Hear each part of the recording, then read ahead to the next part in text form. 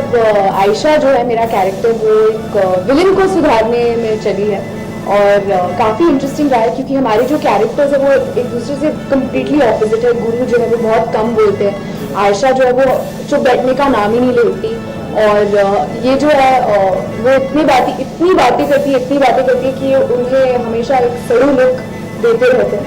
तो काफ़ी इंटरेस्टिंग है क्योंकि दो इतने ऑपोजिट कैरेक्टर्स में प्यार हो जाता है तो लोगों को आई थिंक वो एस्पेक्ट भी काफ़ी इंटरेस्टिंग लग रहा है। हम भी मैं तो बहुत उदास हूँ। I never been to Kapil show इस बारी, मतलब उम्मीद है कि जाने का मौका मिलेगा। मैं वेट कर रही हूँ कि मैं कब उनके शो पे जाऊँ और ये अफसोस की बात है कि His show is coming to an end. It's really sad. बहुत ही बढ़िया शो है। I'd like to make it online. There's no such problem. ऐसा कुछ भी नहीं है। हम लोग अभी भी काफी अच्छे दोस्त हैं। जब हम लोग बातें करते हैं हमें हंसी आती है इसके बारे में कि लोग ऐसे कुछ सोच रहे हैं।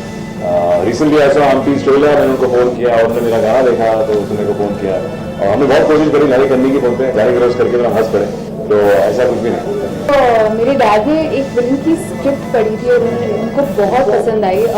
उनको मोहित सूरी की सारी फिल्में पसंद आती है तो बहुत ही एक्साइटेड है कि बहुत टाइम के बाद एक फिल्म लोगों को देखने को मिलेगी जहाँ पे कोई हीरोज नहीं है, विलन्स हैं, तो वो काफ़ी एक्साइटेड है। अग्रेसिव आई थिंक एक किरदार होता है, कोई अग्रेसिव या दूसरा लाख किस्म का एक्टर नहीं होता। तो मुझे अग्रेसिव किस वे में समझ में आया action I think she more adventurous than Alia because इस पिक्चर में एडवेंचर करने की जरूरत थी एंड आई थिंक आलिया में अलग क्वालिटीज है। वो एक खुद ही जो उनकी पर्सनालिटी है वो ऑफ कैमरा भी काफ़ी सिमिलर रहती है। वो आई थिंक उन्हें जो ऑन कैमरा लेके आती है she has more natural element because the kind of role she is done. So I think aggressive non aggressive में कोई सवाल विलन हंसते हंसते उस पर खून आ जाता है।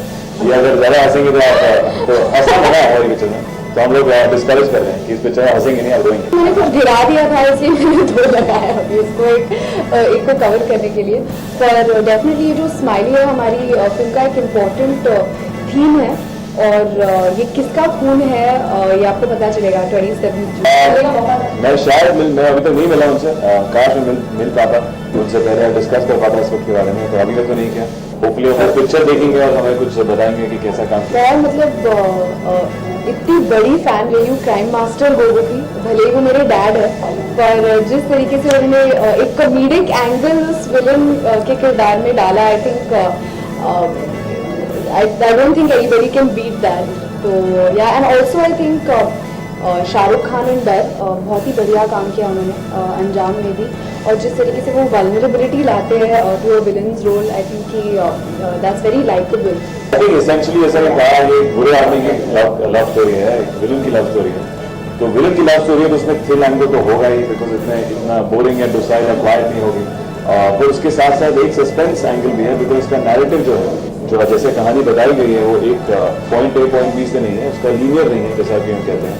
तो नैरेटिव आगे पीछे चलता है तो कहानी धीरे धीरे अनफोल्ड होती है, तो उसी के दौरान एक सस्पेंस एंगल भी है। जैसा कि मैंने कहा कि बुरे आदमी की लव स्टोरी है, जैसा कि एक अच्छे या करेक्ट कैरेक्टर्स की नहीं है, इसमें सब कैरेक्टर्स नेगेटिव शेड में है, specially the men to men in this and कैसा कि एक बुरे आदमी को भी प्यार हो सकता है और उसकी लव स्टोरी कैसे होगी। Then we have more silly songs and then yeah I think to see all of us do this for the first film में एक बहुत ही इम्पोर्टेंट थीम है और जो हम एक फिलोसफी है जो मैं बोलती हूँ मेरे डायलॉग्स में है, जो है अंधेरे को अंधेरा नहीं सिर्फ रोशनी मिटा सकती है, नफरत को नफरत नहीं सिर्फ प्यार मिटा सकता है। तो कैसे इस सेम का थीम किस तरह से ये सेम इस थीम इस फिल्म में अनफोल्ड होती है और कैसे कैरेक्टर्स को इस थीम का एहसास होता है, तो I think people should go and watch it for that also.